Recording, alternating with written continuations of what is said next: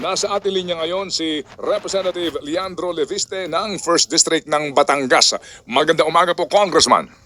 Magandang umaga po, sir, at Merry Christmas and Happy New Year sa inyo. Salamat din po and Happy Holidays. Ito po ngayon si Chacha sa ating unang katanungan. Cha, go ahead. Good morning po, Congressman. Welcome back to the show. Congressman, siguro una muna, no, itong naging reaksyon ni Yusek Claire Castro dito po sa mga inilabas ninyong mga dokumento, ang tawag po ng Malacanang dyan ay hearsay at wala nga daw po itong probative value. Ngayon, si Secretary Vince Dizon naman po, meron po siyang sinasabi na hindi pa daw po niya nakikita o na-authenticate itong mga documents na ito. Ano pong reaksyon niyo dito sa tila parang pangmamaliit ng Malacanang at ni Sec Vince Dizon dito sa mga dokumentong hawak niyo?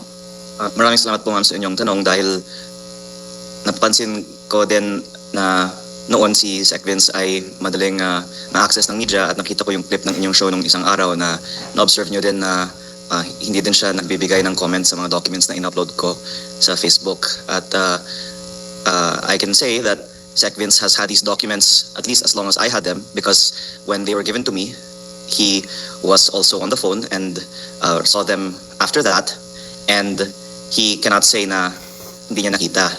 I also uploaded them on Facebook, and I also uploaded on Facebook yesterday my email to him on October 1, emailing him a copy of the document that I uploaded on Facebook.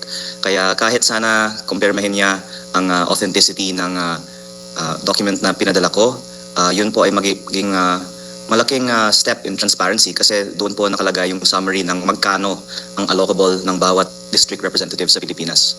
Para malinaw lang po, ma'am, yung sinasabi kasi ni Sec Claire, baka akala ng iba, hindi totoo yung document. Ang sinasabi, hindi ito proven until Sec Vince will authenticate.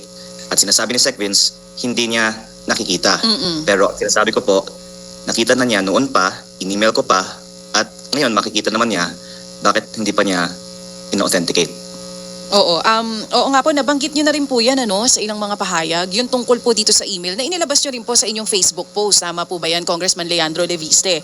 Wala po ba kayong direct line with DPWH Secretary Vince Dizon? After niyo po ma-email, magkaroon kayo ng email, iba po yata ang sumasagot sa inyo, ito po ay galing sa DPWH Planning Service na may mga ipinadala rin na document sa inyo. So sinasabi niyo po, ngayon tila nagbabago yung timpla ni Secretary Vince, iba na dun sa nauna nyo na pag-usapan? Kasi di ba before, ang sabi nyo sa amin, si Sec Vince pa mismo ang nagsabi na sa inyo ibigay yung files? Oh, yes, ma'am. Sorry. Just to clarify. I have had many conversations with Sec Vince on September 4 when he told Yusek Cabral on the phone to give the files to me. After that, when he asked that I not release the files to the public because he will release the files to the public. And in October, in November, many times po nag-uusap kami ni Sec Vince at ang kanyang team. Yung pinost ko lang po sa Facebook ang email documentation ng konteksto po ang marami naming ibang mga pag-uusap kahit sa telepono. Oo, so at least malinaw ngayon, meron kayong personal contact. Ipinost nyo lang din po yun para malinaw, para lang po masagot yung sinasabi na hindi pa na-authenticate. Through that email, makikita na even before, alam na nila. Tama po ba yun? I mean, maaaring ayaw niyang buksan dahil gusto niyang sabihin na hindi niya alam kung ano nga talaga yung allocable ng bawat kongresista. Pero parang it is funny, I think, to the public that the DPWH cannot confirm how much is the allocable budget out of 401 billion pesos of allocable budgets of congressmen, because this is taxpayers' money, and I think we deserve to know, totoo ba na may mga congressman na ang allocable ay 3, 4, 5 bilyong piso kada taon? Kung hindi po tama yung ibinigay sa aking dokumento noong September 4 na galing sa kanila, baka pwede nilang isagot ano ba yung tama. Pero may mga nagsasabi kasi sa social media, yung pangalan na ito hindi tama and so and so. I swear this document came from DPWH. Kaya dapat si DPWH po ang sasagot kung hindi totoo ang dokumentong in-upload ko na galing sa kanila, ano yung totoong allocable budget. Wala namang maniniwala kung sasabihin nila walang allocable budget ng mga congressman, di ba? Oo. Congressman, did you try to reach out to Sec Vince kung bakit ganun yun nangyari? Kasi kung galing sa kanila yung file, why is he saying now na hindi pa niya na-authenticate? Sinubukan niyo po bang mag-text sa kanya, tumawag para tanungin kung bakit ganito na po ang naging timpla niya? I'll be honest with you. Yes, we are trying to contact Sec Vince. I think abroad siya ngayon. Pero nakausap din namin po ang kanyang mga appointees, also trying to reach him. I'll just be honest, okay? Sec Vince really wants reform and transparency in the DPWH. But on the night that I got the documents, he realized how severe the consequences to some of the people on the list might be. And after that, wanted the documents not to be released to the public. After that, he went to Congress for the budget hearings. We also talked there. And then we also had private discussions outside of Congress. I am also answering your question a while ago about how we communicate outside of the email that I posted. We have had many conversations, and in these conversations, it involves me not releasing the files that he authorized to release to me on September 4, because September 4, he was 3 days on the job. Maybe he hadn't studied fully what all the files were, but he said to release them. And then after that, I'm sorry to say, but it's an acknowledgement that because they haven't released the files themselves, there's something that they don't want the public to know. Okay, ganito po, no? Can we abbreviate this proceedings ikang congressman para ho kasi if we will deal so much, we will give so much time sa authentication, etc. Baka ho maubos tong ating buong oras na nilaan sa interview na ito. Pwede ho ba natin i-simplify na lang muna? Opo. Itong dokumentong hawak po ninyo, ano ho ba ang irregular dito? Ano ba ang mga mali dito sa sinasabi niyong mga files na ito? Pwede niyo ba munang isa-isahin ito, please? Yes, sir. Yung in-upload ko, ang summary, magkano ang allocable budget ng bawat congressman. At yung mas irregular, pag makikita yung mga detalye, ano yung mga project na naglalaman sa allocable budget ng bawat congressman, na malaking bahagi ay mga flood control project. Pero sa summary pa lang, ang nadoon yung halaga. Dapat walang irregular kung lahat naman yun ay napupunta sa mga public works na nakikita ng ating mga kababayan. Pero dahil ayaw ilabas ito at maraming mga nakiusap din sa akin sa Kongreso, Oktubre at Nobyembre, gusto ko sanang mag-privilege speech tungkol dito, nakiusap sa akin na wag at ilalabas naman ng DPWH in the proper time. Ang lulabas, ayaw ng mga kongresista, malaman ng publiko kung ilang bilyon ang kanilang taon-taong budget sa DPWH. Okay. Kung yun po ay suspicion na baka may inappropriate transactions relative to these projects, ayaw ko naman po manggaling sa akin yun. Ang sasabi ko yung irregular is, hindi lang po sa malaki na hindi idinedeklara, pero napakalaki ang disparity din ng ilang mga distrito na wala pang 1 bilyon. Yung 8 bilyon, malaki. Pero may iba naman na 5 o 10 bilyon. At yung mga iibang rehiyon na nakakakuha ng malaking budget, hindi naman po yung maraming populasyon o malaking pangangailangan necessarily. May correlation din po kung saan maraming contractor, mataas po ang allocable budget. Okay, so ang sinasabi po ninyo, ang irregular dito ay yung pong hindi wasto na paglalaan ng pondo sa bawat kongresista. Simply said, ganun po yun, ano po? Ano nyo? Tama? Yung lack of transparency Okay. na ayaw nila itong malaman at ito naman po ay dapat public information. At pangalawa, mas irregular pag malaman natin ang mga detalye na malaking bahagi po nito ay mga flood control projects. Baka kasama dito yung mga ghost at substandard na ngayon iniimbestigahan na hindi alam ng ombudsman sino ang nagpapondo kung hindi nila tignan ng listahan. Okay, sige po. So ihiwalay natin itong kaninyong mga allocables sa mga congressman. Yung pong sinasabi na leadership fund o ito pong mga allocables sa mga hindi naman miyembro ng kongreso o mga cabinet secretaries, pwede niyo ho bang ibuhos na ito ngayon? Itong mga informasyon na ito? Sino-sino ho ba ang meron doon? Salamat sir sa inyong tanong, pero ako po ay nag-post din sa Facebook na nais kong magbigay ng privilege speech mamayang hapon tungkol dito kung papayagan ako ng Kongreso. Dahil ayaw kong sabihin ng iba na hindi ako dumadaan sa tamang proseso. I hope they can see, pinakita ko ito sa ICI at Ombudsman noong Nobyembre. At nanawagan ako at that time na gawing state witness si Yusek Cabral. Ngayon naman po, gusto kong mag-privilege speech for the nth time sa Kongreso. At baka kung hindi ako papayagan, that's when I can say I've tried that channel, I can go into the next. Pero si Senator Ping Lacson ay may ibinunyag naman na din po at pati ang ibang media outlet. At ang interesting fact is, iba yung source nila ng file. Hindi naman po yun galing sa akin. Pero tugma ang sinasabi nila sa nasa file ko. Okay. At yun ay patunay na authentic ang mga files namin. Sige, sino po ang pumipigil sa inyo, Congressman, nung una pa ho na ito ilantad sa publiko? At ngayon ho ba may pipigil sa inyo kung sakasakali po sa inyong binabalak na privilege speech?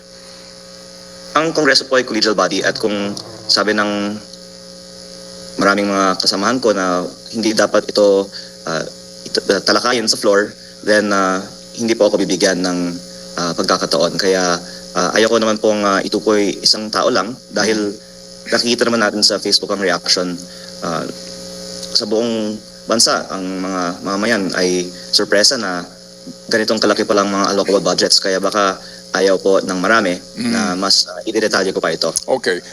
Sir, dito po sa inyong sinasabi no, na inyong privilege speech mamaya, dito po ilalahad nyo na ang mga pangalan noong mga cabinet secretaries, mga undersecretaries na nabigyan po ng DPWH allocation sa 2025 budget? Thank you, sir, for asking. Ilalahad ko yung pinakamataas. Pinakamataas lang. Ilan sila? Sir, 17,000 po kasi ang mga line items sa spreadsheet. At ang naisip ko po, dahil may mga spekulasyon din po tungkol dito, nararapat lang na maging accurate ang mga reports. Nais ko lang pong linawin ang mga subject for speculation na tungkol sa pinakamataas na proponent sa 2025 DPWH NEP. Opo, pinakamataas. Ilan po sila? May acronym po, kaya hindi ko masasabi ilang individual ito. Ibabahagi ko lang po yung acronym. Opo. Acronym po ng ilang tao? Okay, sasabihin ko na po sa BNC for the last night, may report tungkol sa ito. At actually si Senping nga ay nagsabi din na meron ngang 8B.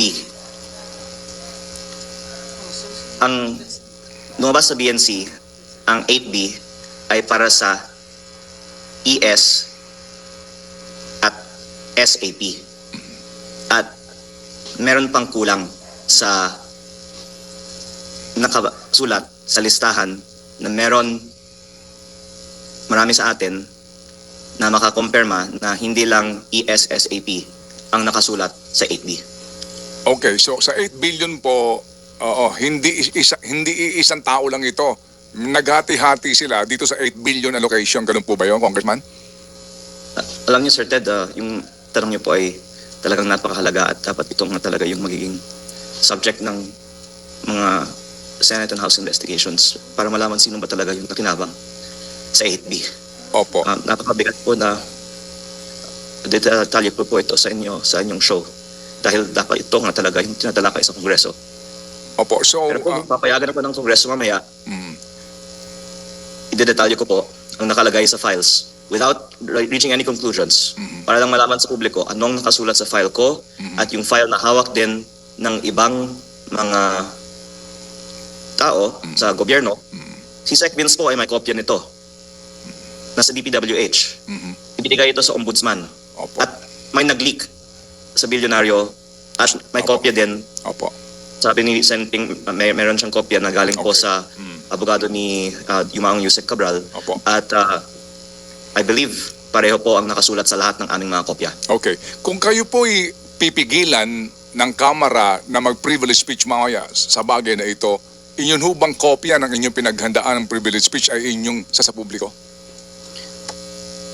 Sir Ted, una, hindi ko pa in-analyze kasi I'm just reacting to recent events po. So I would say though that I believe eventually the contents of the full list will be disclosed because marami pong mga may kopya na nito. At mas maganda nga hindi manggaling sa akin dahil pag galing sa akin, baka ka-questionin pa, pag galing sa mas senior sa atin, na may kopya din, o pati sa media na nagve-verify ng mga contents, baka mas paniniwalaan. And for the sake of the public's right to know, we want it to not be doubted because I can say I did not invent this. This is in the file that so many of us have a copy of. Opo. Meron pong mga pumupula sa inyo, Congressman, meron pong pumapansin sa inyo pong paghahayag na ito kasi ang obserbasyon ng iba, chap-chap, by installment ang inyong informasyon magmula nung una. Na may mga nagdududa sa inyong agenda. With all due respect, maganda po ito masagot po ninyo, na bakit hindi isang baksak lang itong inyong sinasabi, isang buhos na lang ito ng informasyon o pag-post sa inyo pong Facebook. Bakit daw po inot-inot? Bakit daw po hindi kabuuan? But ano ba daw ang dahilan ninyo, Congressman? Opo, I guess you can compare this, Sir Ted, sa iba na may kopya din naman ng mga sinasabi ko na wala naman nilalabas.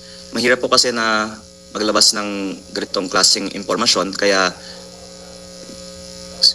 sinasabi ko yung sa tingin ko, ang maaari kong sabihin na hindi ako patatahimikin. Di ba po?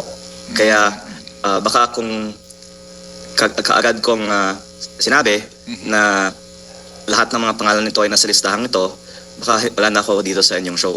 Di ba, sir? At again, I would say that it's really better that others who have this copy be the one to speak about it, so it's not being questioned that it's coming from me. And if I can also point out, yung PCIJ report ng November, isa sa mga source doon ay ako. Kaya hindi lang po yung mga pinapahayag ko sa mga shows galing sa akin, ang galing sa akin, yung sa tingin ko mas magiging acceptable na manggaling sa media outlets, binibigay ko din po para malaman ng publiko. Yun pong sinasabi niyong patatahimikin kayo, ano pong kahulugan nun? Meaning kayo po ay meron pong threat sa inyo pong buhay? Sir Ted, mula nung September 4, ang daming nakiusap sa akin at sa aking ina. At pati na rin kay Sec Vince na huwag ilabas ang mga files na ito. At I know maraming din mga frustrated na hindi inilalabas ni Sec Vince ang lahat ng mga dokumento na ibinigay na niya sa ombudsman. Pero I also heard po na may mga threats din kay Sec Vince. Kaya I hope the public will see that there's a reason na mahirap po na isiwalat lahat nito. Ano po ang sabi po ng inyong mother dito po sa inyong ginagawang ito? Ano po ang kanyang, ano po sinasabi ho niya sa inyo? Walang payo niya bilang isang matagal ng politiko ay hindi naman kailangan na gawin lahat ito. At sa Kongreso at sa Senado dapat makisama tayo for practicality. Pero tulad po ng slogan po ni Senate President Pro Tempore Ping Lacson, hindi po ba dapat ang tama ipaglaban at ang mali labanan?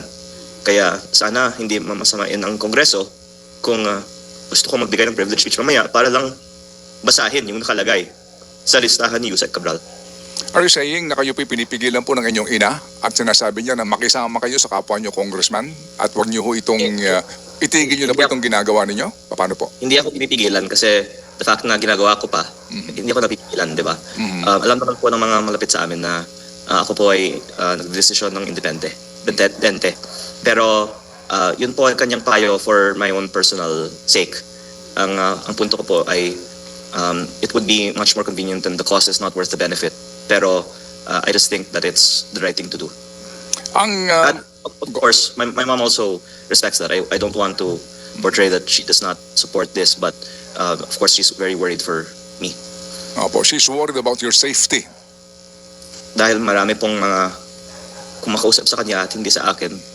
Kasi kung sa akin, baka mapakalaan ko pa sila na sila ang kumausap sa akin na huwag kong ilabas ang laman ng listahan. Opo, may claim po yung kabila, itong mga nagsasabi na yan daw pong file na yan ay hindi po maayos ang pagkuha ninyo. Yan daw po ay pinilit yung kunin. As in, ang sinasabi nila, you barge into the DPWH office at kayo po ay namuwersa para yan pong file na yan ay makuha po ninyo sa file po ni Yusek Cabral. Yun po ang sinasabi ng iba. Ano po yung masasabi doon? Unang-una po, ang sinasabi ko noon pa, tinawagan ni Sec Vince si Yusek Cabral para ibigay ito sa akin. At maganda kung kaming dalawa ni Sec Vince ay mag-guest sa inyong show at makikita nyo sino yung nagsasabi ng katotohanan. At pangalawa po, ang ng events na ito is September 4. Tapos noong November, sinabi ko na sa publiko, meron akong listahan nito mula kay Yusek Cabral. Buhay pa si Yusek Cabral. Tapos, ngayon lang, after mukhang isa sa publiko yung files, sinasabi nila ito. Kaya, ang question, kung totoo ang sinasabi nila, bakit ngayon lang? At bakit kahit na last Sunday ko pa pinost na ilalabas ko ito kung pahihintulutan ni Sec Vince, bakit ilang araw sila bago sumagot? Okay. Congressman, nailahad po ninyo no ang issue dito na yung mga sinasabi na irregular po yung appropriations sa ilang pong kongresista, meron pong allocables ang ilang pong hindi naman po miyembro ng Kongreso. Pero bottom line po dito, ang tanong ay yan ho bang mga alokasyon na iyan ay ipinatupad ng DPWH, meaning yung bang proyekto po ay naisama sa listahan ng project, ito ho ba ay naibid sa mga kontratista, ito ho ba ay na-issuehan ng SARO o NCA? Sa inyo pong Sir, informasyon, ano po ang nangyari talaga dito po sa mga proyektong ito? Ang galing ng tanong nyo, dapat yan ang tinatalakay sa Kongreso at sa mga public accounts hearings dahil hindi listahan ang conclusive evidence. Ito po ay reference para ma-compare man natin sa ground.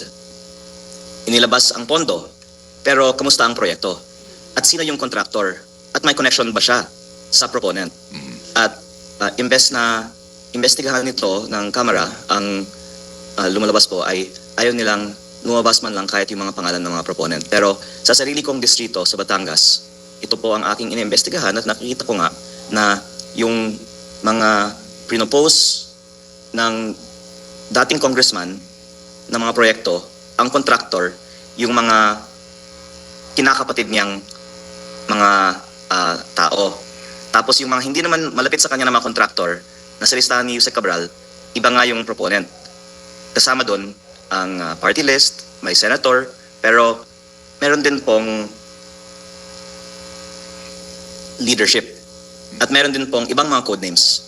At yun po yung isiniwalat ko noon na mga proyekto ni Congressman Edwin Garjola na lumabas ay may pre-ordering nga po sa budget. Kaya on a district-by-district basis, you can spend the whole year investigating the connections of the contractors and the potential transactions with them and the proponents based on this list.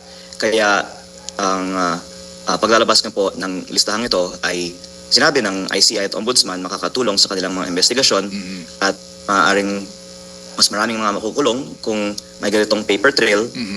Nakita naman natin napakadaming mga dokumento ang ibigay ng DPWH sa Ombudsman, di ba? Opo. At ang tanong, kung ibinigay na ng DPWH sa Ombudsman sa December 23, bakit hindi na lang din nila ibahagi ito sa publiko? Okay, sige po. So again, para mas klaro po, and to answer my question, Congressman, sa inyong distrito po, merong ganun. So ano ho ba ang inyo talagang alam na informasyon dito? Meron na ho tayong lead dito po sa inyo pong inilahad po na files na ito, pero at the end of the day, nalabasan ho ba ito ng SARO?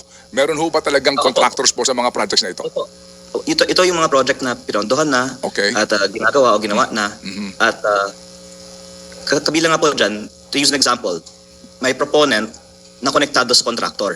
Yun yung nalalaman nyo in that example sa listahan ito. Okay. Tapos may iba naman mga flood control projects na substandard at sira. Opo. At nagkataon, malapit yung contractor nun sa congressman at lahat ng mga ganitong klaseng proyekto ng congressman, ito yung contractor. So on the bidding, pwede ding investigahan kung may bid rigging kasi imposible naman na may tatlong bidder tapos lahat magkakalapit ang presyo na almost eksakto sa approved budget for contract.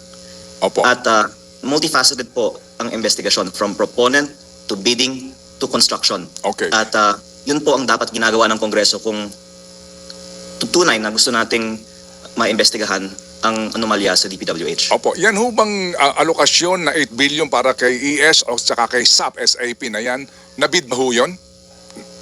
Sa aking distrito, ito po ay bagong aking ibabahagi. May 280 million peso solar street light na 1,202 peraso.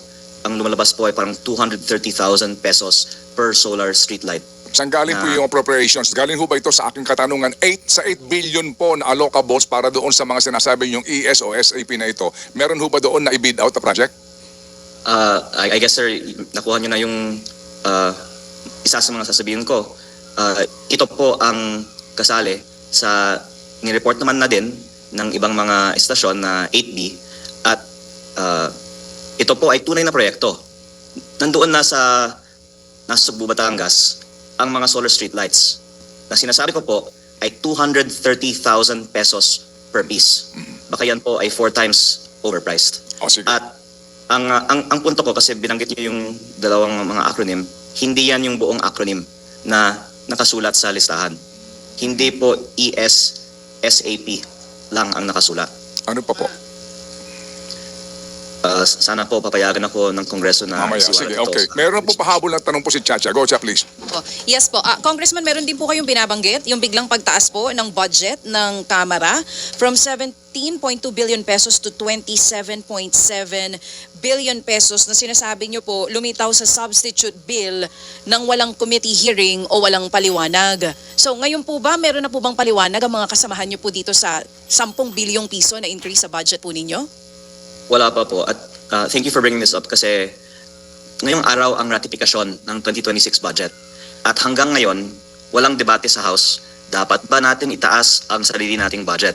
Lahat ng ibang mga ehensya dumadaan sa debate. Pero ito, hindi nga lumabas sa committee report, lumabas lang sa dulo nung tapos na ang mga debate na 10.5 billion peso increase. Huwag na natin munang sabihin na hindi dapat ba ibigay ang increase sa Kongreso. Pero kung dapat ibigay, bakit hindi ipinaliwanag at pinaalam sa publiko na itinataas namin ang sarili naming mga benepisyo? Maaari ko po bang ibahagi sa unang beses sa inyong show ang Sige po, laman sige ng mga po. benepisyong ito? Sige lang, sir. Ganito po kasi ma'am. Sa 27.7 billion pesos proposed 2026 budget ng House of Representatives, meron pong 18.58 billion pesos na MOOE. Kasama po dito ang mga ibang operating expenses ng House, pero malaking bahagi dito yung mga cash na ibinibigay direkta sa mga congressman na ang liquidation is by certification. Kaya ginagamit naman po ito para sa ating mga constituents. Marami mga humihingi ng tulong naman, alam natin, sa mga congressman, pati yung kanilang travel, communications. Pero ang katanungan ko, bakit hindi natin una nililiquidate with receipts like other government agencies, lumalabas parang itong confidential intelligence fund. At pangalawa, bakit natin hindi ipaalam sa publiko magkano ang natatanggap ng bawat kongresista? People might be wondering, why am I discussing this now? Kasi kung ito po ang last chance ko to say what I think the public needs to know, then gusto ko pong malaman, on top of yung salary po ng bawat congressman, meron kaming monthly operating budget sa aming mga opisina. Yun po ay mahigit kumulang 1 million pesos. At ngayong araw, may extra na ibinibigay dahil, well, una, maaaring sabihin, Pasko. Pero pangalawa, sinasabay po ang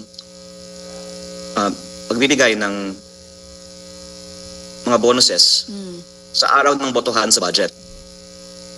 Hindi ko naman masasabi na may mga usapan na conditional ang bonus sa pagboto para sa budget, pero nagkataon na madalas binibigay siya pagkatapos kang bumoto. Tapos, ang isang problema din kasi sa approval ng budget, lalo na December 29 ngayon, ang quorum. At sa alam ko, hirap ang Kongreso na makakuha ngayong araw ng quorum, pero baka pipilitin na magkaroon nga po ng quorum. At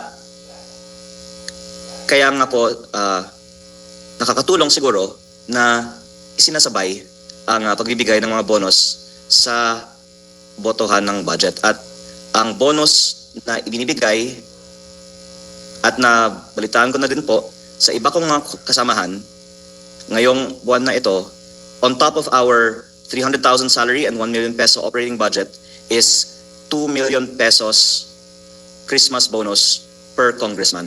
Okay. Kaya oo. lumalabas po ang take home kung isama mo yung MOOE at yung sweldo times 318 would be over 1 billion pesos.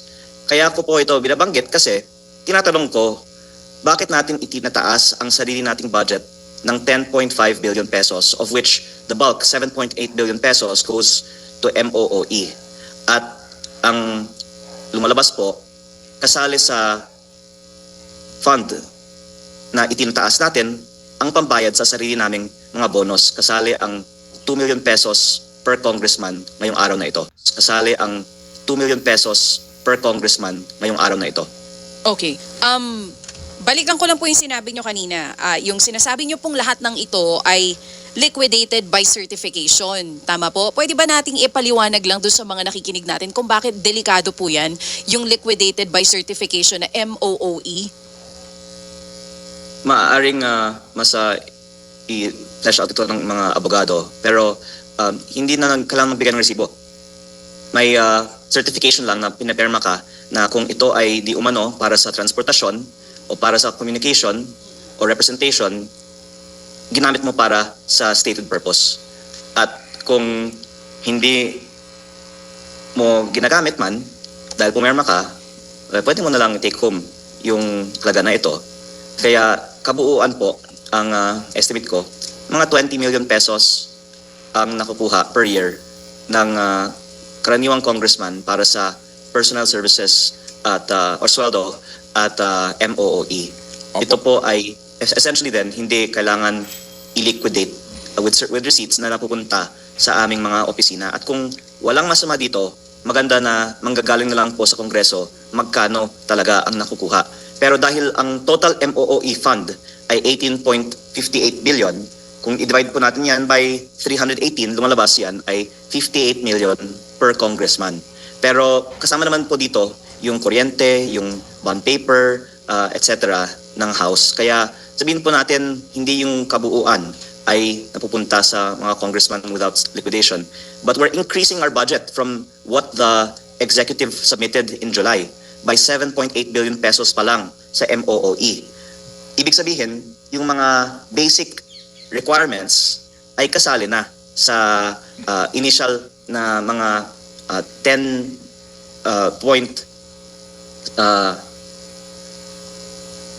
or 11 billion peso 10 billion peso MOOE budget. Tapos naging siyang 18.58, nag-increase by 7.8D. Ibig sabihin yun nga po yung extra. So baka doon nanggagaling yung mga bonuses, yung increase para sa extra. Okay, sige po. Kaya kung i-divide natin yung 7.8 billion by 318 members, on average that's 24.5 million pesos per year. Okay. At so that I don't speculate on this, mas maganda manggaling na lang po sa Kongreso saan ito napupunta at bakit hindi ito tinatalakay sa aming mga budget hearings. Sige po. So to set it straight po ang detalye nito, ang facts nito, yung pong tinatanggap ninyo na regular salary hango po sa Salary Standardization Law sa bawat miyembro po ng Kongreso plus 1 million bilang allowance ng congressman. So total po na tinatanggap yung cheque buwan-buwan ay magkano per congressman ngayon? Mga 1.3 pero iba-iba po eh. At una, ako po hindi ko kinukuha yung akin kasi nga may reservations ako sa sistemang ito. Pero ang alam ko, kasi nakita ko yung mga cheque para sa akin na hindi ko kinuha, almost 1.3 ang total kasi may mga deductions syempre. Pero pag sa ibang members na mas seniority man po kasi as you know sir ang Congress, di ba? Mhm. It has to be bigger. At ang total MOOE fund nga kasi sa House is 18.58. Opo. Average per congressman din will be 58. Opo. Kung magkano ang nakuha ng iba, gusto kong malaman din. At gusto din siguro ng mga taxpayers malaman, magkano nga ba talaga ang inuuwi ng mga congressman mula sa liquidation by certification ng sige mga po. funds. Okay. And then ngayon pong araw na ito sa inyo pong sesyon para pagbotohan po o i-ratify itong budget, ang sinasabi po ninyo magkano ang tatanggapin po na bonus ng congressman. Opo, over and above yung 1.3 million kaninyo na inyong tinanggap po bilang sweldo at allowance. At least 2 million pesos per congressman. That's Sabi ko ito kasi may Opo. nabigyan na last Monday. bago magpasko Opo. ng 2 million pesos cash na walang kailangang ibigay na mga resibo. Pero ang dadagdagan ko po sir ay ito nga ang standard. Kung ano yung extra on top of that para sa mga mas senior, hindi ko po alam. At I think it's fair na linawin ng Kongreso Opo. magkano ang nakukuha ng bawat isa. Sige po. Sir, ng Kongreso, Opo. magkano ang nakukuha ng bawat isa. Sige po. Sir, before we leave this topic, can I add one more use of the MOOE para magbayad po ng mga consultants? At may iba-ibang klaseng mga consultants. May mga nakausap ako na nagsabi na nabayaran sila sa supot ng cash. Iba naman po, backpack. At ang biro nga ng isa, baka yung iba maleta. Pero kung lehitimo naman po ang mga consultants ng House, hindi ko alam bakit hindi na lang ideklara kung sino yung mga consultants at bakit pa sila binabayaran ng cash. At dagdag ko din po na may official na programa ang House. Yun po ang CARE program na it stands for Congressional Assistance Response and Education. At ang mga congressman ay ibinibigay di umano ng 10 or even up to 100 slots per congressman na ang rate po ay 15,000 net per month para maging keyboard warriors ang mga consultants di umano na ito. Meron pong mga seminar sila sa House tungkol sa kanilang trabaho na mag-post sa Facebook. At if I can just be honest, kaya ako po nais ko din itong ibahagi kasi nakikita ko ang daming mga social media trolls at gusto ko pong malaman ng publiko na yung pambayad sa mga social media trolls ay nanggagaling sa mga sinisekretong mga funds katulad ng MOOE na ito. Sige po. Salamat na marami, Congressman, dito po sa inyong mga inilahad na informasyon. At kami po itatawag po naman sa panig po ng Kongreso kung sakasakali po, no, sa kanilang leadership kung sila po ay may reaksyon sa inyo pong inihayag na ito. Dito po sa inyong pagsabihin na po natin ng pagbubulgar, ano po, kung gaano kalaki ang tatanggapin o tinanggap ng bonus ng mga miyembro po ng Kongreso na lalahok mamaya po sa inyo pong sesyon, kayo ba'y handa na harapin po anuman pong konsekwensya nito kung sakasakali po na meron pong mga magreklamo dito o meron pong mga maghahain ng ethics complaint laban sa inyo? Ay, sigurado po ako na hindi nila kayang gawin yan kasi may karapatan ng publiko na malaman magkano ang nakukuha ng bawat congressman. Ito naman po ay galing sa buwis ng bayan. At dagdag ko nga din po, habang tinatalakin na nga din natin ito, nabanggit ko na din po sa aking Facebook page, may mga insentibo din na ibinibigay bago ang finalization ng budget. Kung ito po man ay lehitimo o hindi, hindi ako magbibigay ng conclusion. Ang sinasabi ko lang, tinawagan ako ng staff ng Committee on Appropriations para mag-usap sa lounge. Hindi niya sinabi tungkol saan. Tapos, pinakita niya sa akin ang isang papel at pinicture ko ito at in-upload ko po sa Facebook. At ito po ay nakasulat 151 million pesos of iba-ibang klaseng mga budget items. At ang sinabi po ng attorney na ito sa akin, kung this is your incentive. Kaya I'm just painting the picture of why I suspect, and please excuse me to my colleagues in Congress, but there's no fierce debate on the 6.7 trillion peso budget that is being ratified by Congress today. And alam niyo po sir, ako ay galing sa pribadong sektor. At pag meron kang related party transaction o kung tinataasan ang sweldo mo, hindi ikaw ang nagde-decide para itaas ang sarili mong sweldo, benepisyo o insentibo. Meron pong Corporate Governance Committee, may ibang dapat grupo na maghuhusga magkano dapat ang mapupunta sa iyo. At ang lumalabas, imbes na maging mas mahigpit ang scrutiny para sa mga bagay na may sariling interes ang mga decision maker, mas mababa pa nga ang scrutiny, mas itinatago pa. Kaya ako po tingin dapat ito mabanggit dahil ngayong araw ang ratification ng 2026 budget. At Opo. para malaman ng ating mga kababayan kung paano debate, kung saan napupunta ang kanilang buwis at bakit tila hindi masyadong dinedebate ito, I'm not reaching any conclusions. Pero ang panawagan ko tungkol dito, pati na rin sa mga allocable sa DPWH, ay transparency. Kung wala naman masama, bakit na lang natin hindi ipaalam sa publiko? Opo. Sige po. So muli po, Congressman, salamat sa inyo pong panahon at kami po ay muli makikipag-ugnayan kung sakasakali po. Abangan po natin ang mangyayari mamaya sa inyo pong binabalak na privilege speech at ang reaksyon din po ng Kamara dito po sa inyong mga ginawang paghahayag ngayong pong umaga. Godspeed po, Congressman. Thank you.